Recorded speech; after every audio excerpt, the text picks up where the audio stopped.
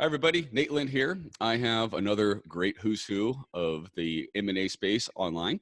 Ken Kubik is part of Thrasio and has successfully rolled up, I don't know, how many companies, Ken, are you guys up to now? Tell us about your background and what you're up to. Yeah, sure. So thanks for having me on, Nate. My background is I spent probably 13 years on Wall Street in investment management as a stock analyst and portfolio manager.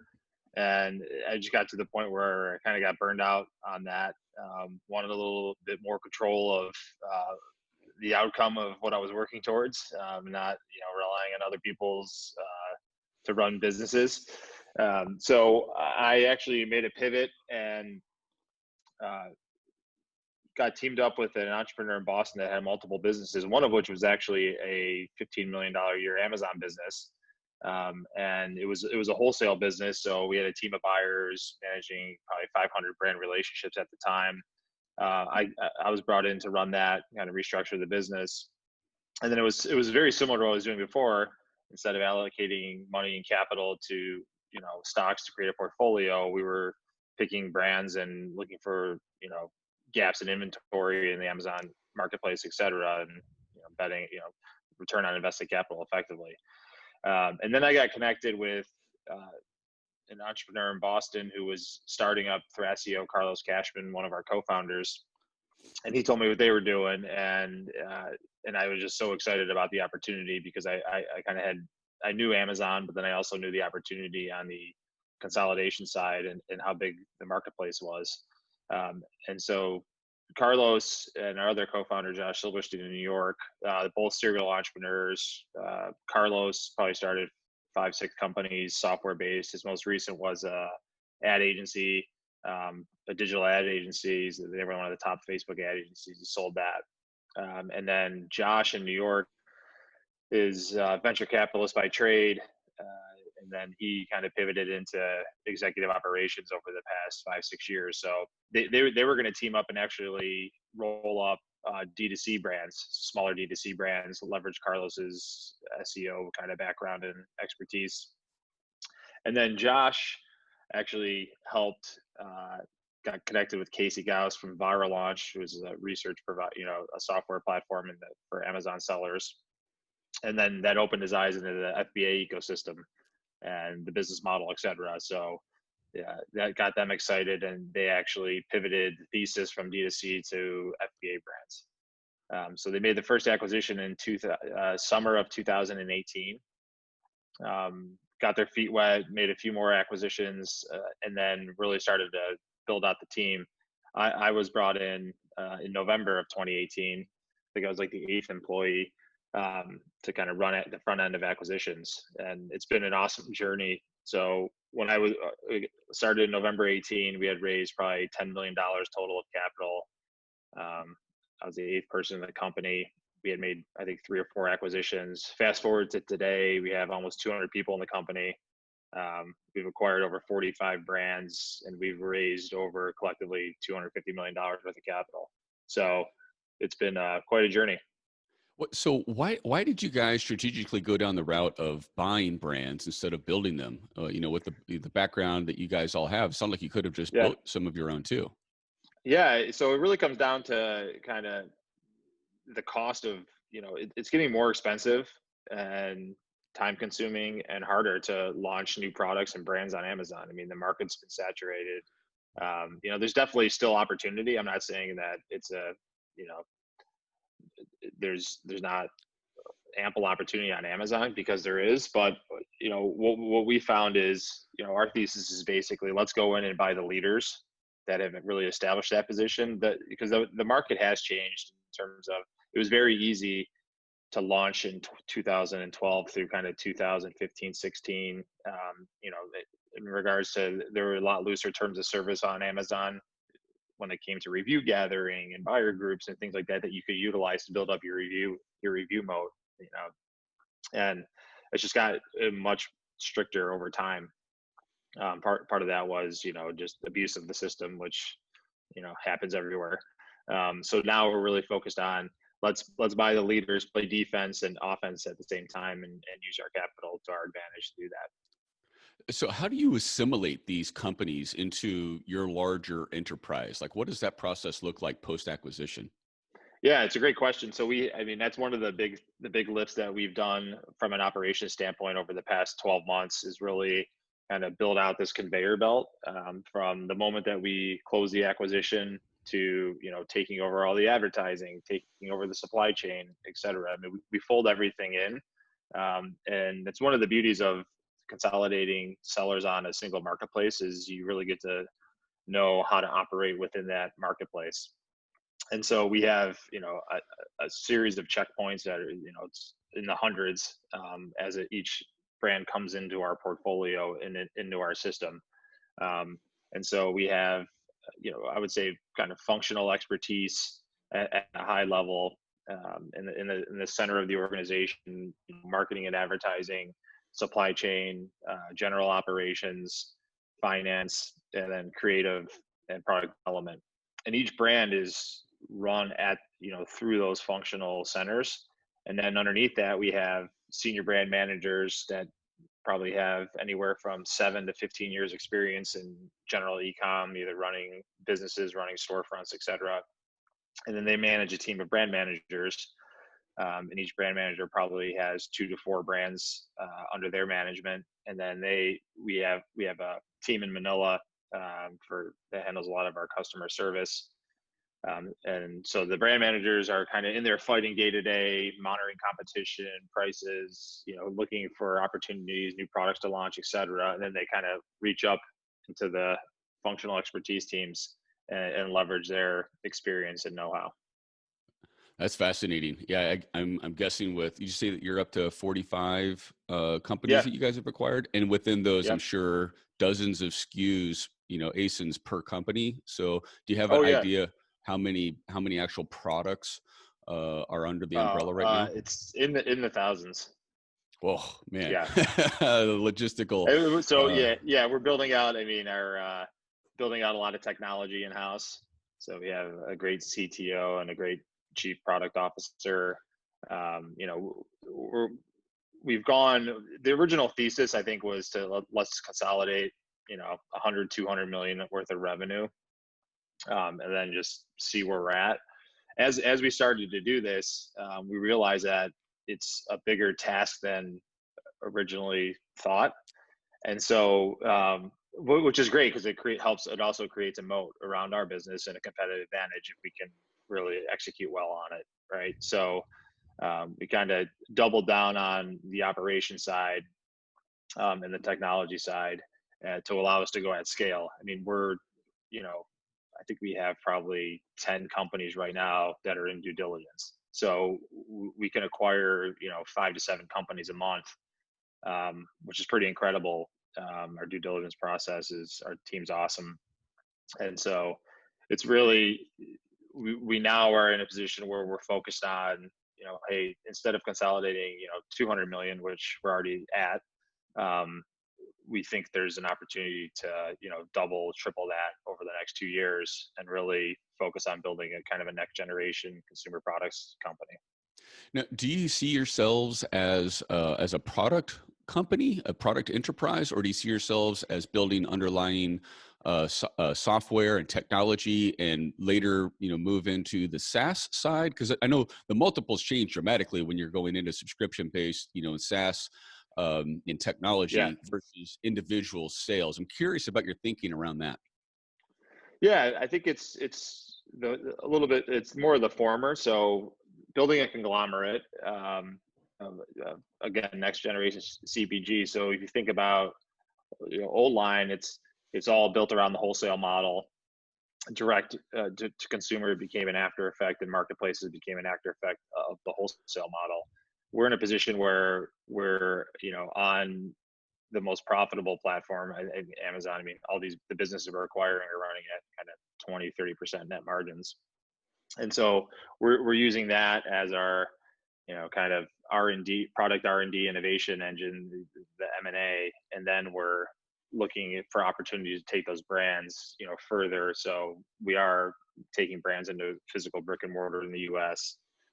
We are building out direct to consumer sites, et cetera. So I think it's an opportunity to attack retail in a totally different way, that's very capital efficient, and we have the flexibility to maybe think about wholesale differently. We're not beholden to just distribution,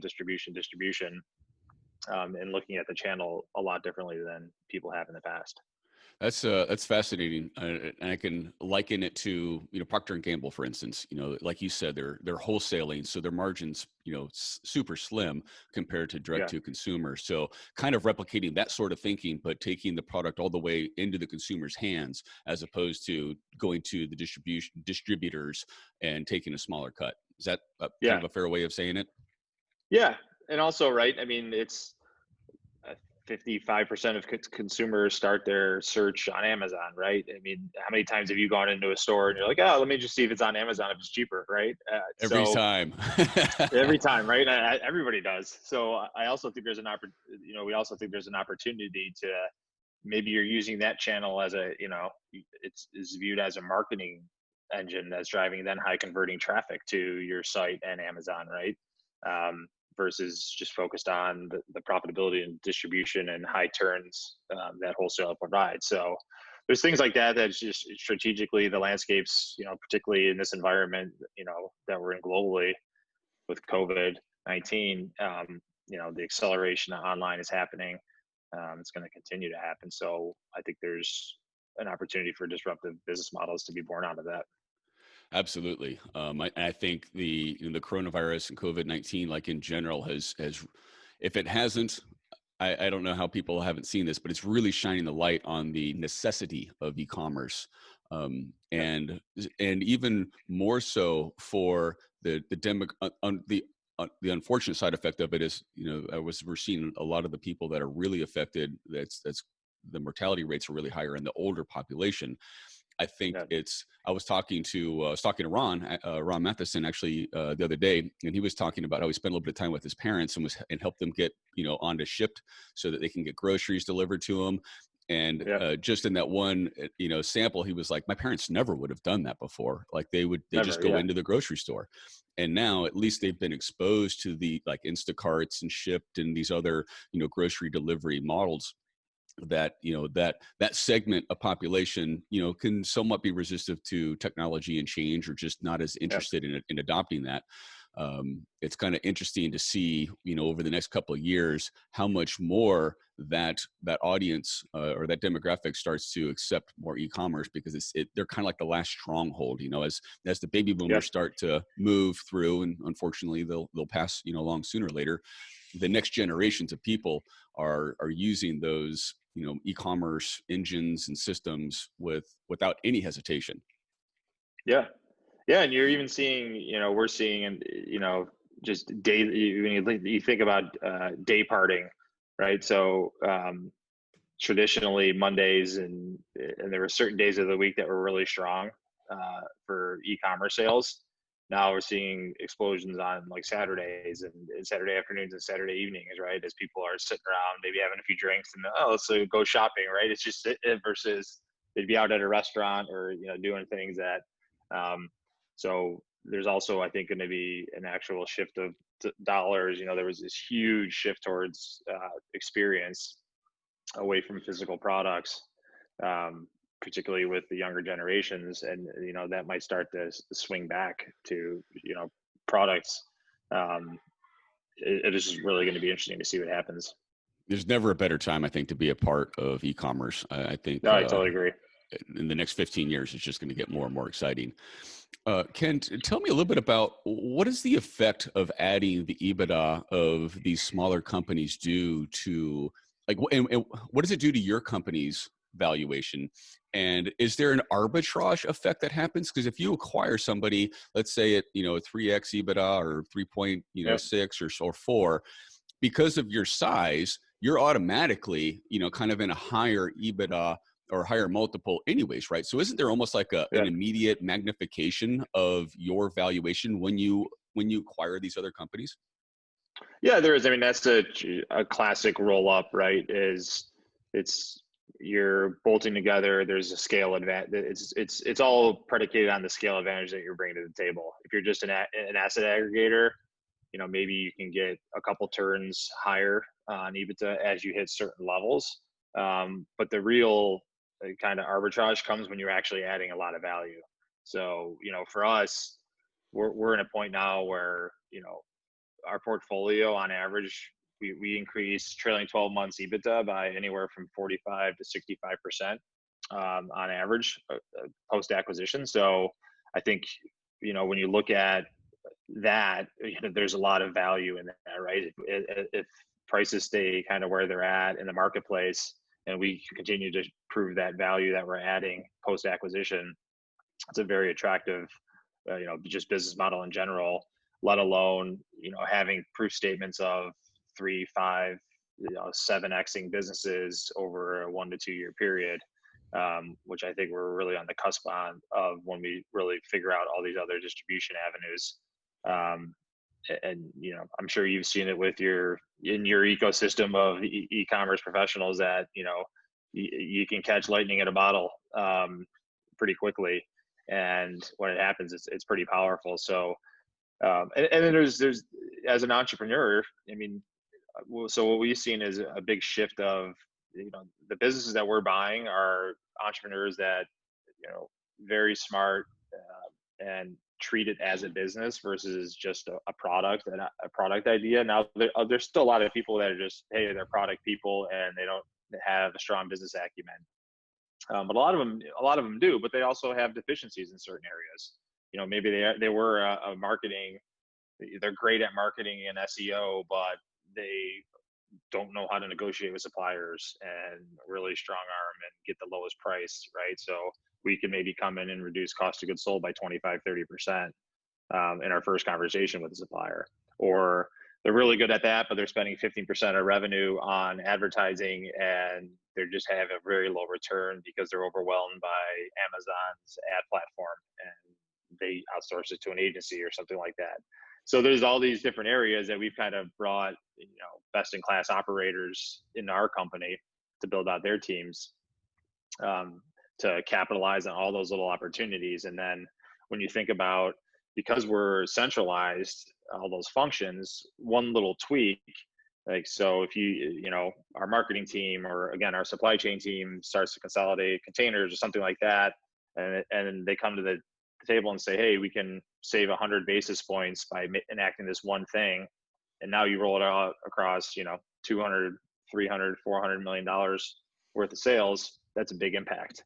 And that's what I think, is, as an aggregator and consolidator, that's where you drive a lot of the value and allows you to have that multiple spread. Do you guys see any hot niches or particular product categories that you find exciting in terms of maybe a little bit higher risk, higher reward versus some products that are maybe a little bit lower risk, low reward? Do you, when you're looking at acquiring stuff, do you have like different buckets of risk tolerance and reward that you're looking for? And can you walk us through kind of that thinking? Yeah. So our process in looking for companies is really, we're pretty category agnostic. So, there's tons of search volume on Amazon and, every day. So you can find, I mean, if you actually saw some of the products that we own, you'd probably be pretty surprised.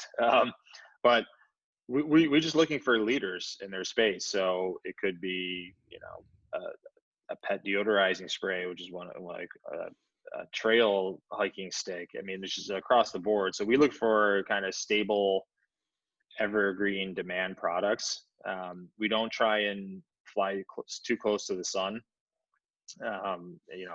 Fidget spinners and things that we try and stay away from the fad type products. It's hard to know when you have explosive early growth what the peak of that category is going to be and if it's going to continue to sustain. It's probably, we've probably had like 1 or 2 acquisitions that we kind of bought the leader at like the peak, right? And those were some early acquisitions that we learned our lesson on. So we are a little bit hesitant to chase the shiny new object.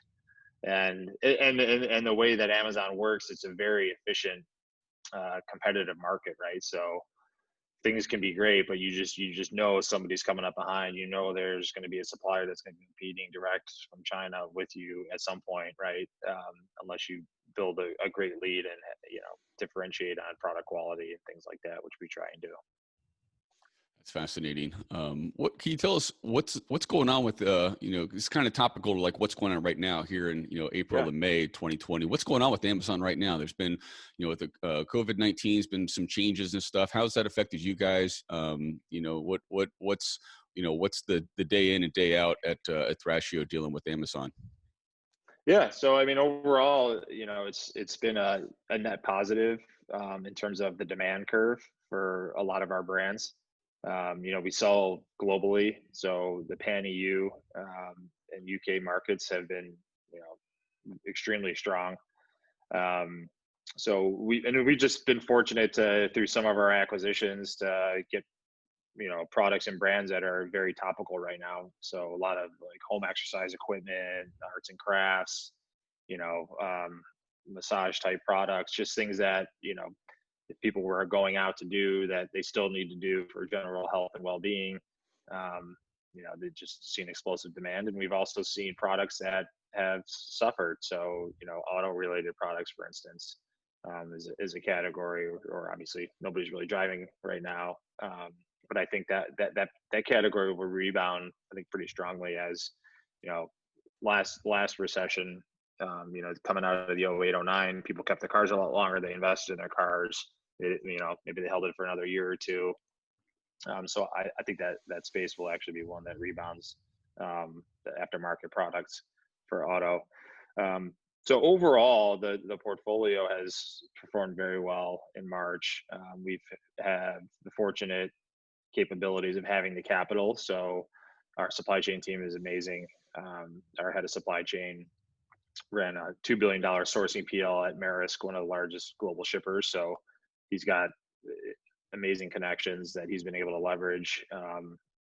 Starting way back when China was shut down, we were still able to get some product out, and all of our capacity came back online pretty quickly. So we've had a few stockouts here and there, but on average, on the whole, we've been very well positioned. And I think it's just the FBA to FBM. So being able to ship your products out yourself, and when Amazon had the shipping delay, which is starting to ease now, but for the non-essential products. So that was an internal fire drill, making sure we had everything turned on, and the team did a great job within a few days of having that capability across the board. So it's what every Amazon seller is experiencing right now, just that magnified, right?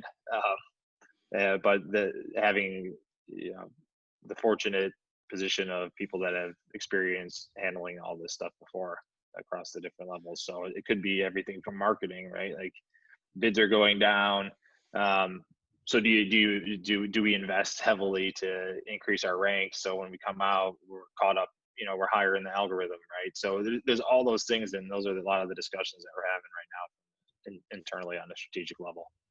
That's fascinating. Yeah, I can imagine the scale at which you guys operate. There's also so much more data that you have to Yep. look at across your portfolio. What's doing well, what's suffering from some of this, and then the insights, kind of the pivots that you make on that.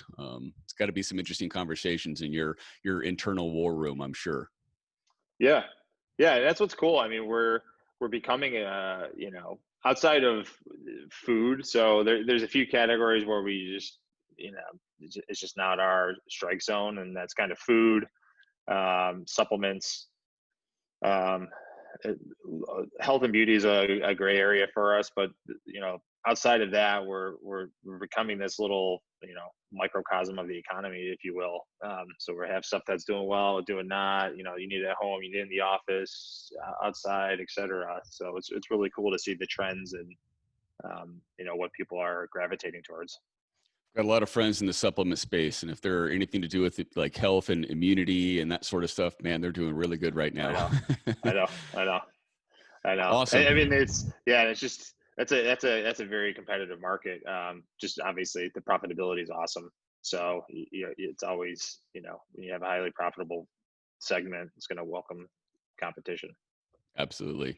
Yeah. Ken, is there anything that's top of mind for you? Anything that's that's a burning desire you want to share? We have a variety of different people that are involved in buying and selling on this. Is there anything you can share? Any tips or lessons learned that people could benefit from? Yeah, I think so. If you're, if you're a seller, I would just say, the thing I always say is like treat it as a business. Keep operate with the end in mind. And for a lot of people, it is monetizing, right? I mean, um, you're there in there day in and day out. You're trying to find sources of capital to continue to grow the business. And the best way to exit is to treat it as a business and really put the processes in place for scalability over time. And then, if you're, I've had a lot of conflicting like conversations with people and brokers and things like that. And it's like, is now the time to sell? Should people wait? You know, I always say it's like getting married or having a baby. There's never the perfect time. You just gotta, you know, what's right for you and what you think is right for you at this moment. I wouldn't be afraid to, if you had one bad month and there's a lot of stuff going on a macro level, and people are, we'll look through that one month, and everybody knows this is the anomalistic event that we're all going through. So I would just tell people to like continue on the course, and you know just build great businesses. And I think there's some interesting supply demand dynamics that are happening right now, and it'll be interesting to see what transpires over the next kind of 6 months or so. Awesome. Ken, I can't thank you enough for graciously giving us some of your time today. I know there's plenty of folks who are fascinated by your guys' strategy and what you've accomplished so far. And, hats off to you. You guys have done an amazing job. I know you're a very reliable acquirer, part of the Website Closers brokerage team. And we certainly appreciate all the business that we've done with you. And we've got some other exciting stuff coming to you. So for those of you Yeah, that are great. watching, we've got more exciting who's who in the M&A space coming up. So please stick with us. Thanks, everybody.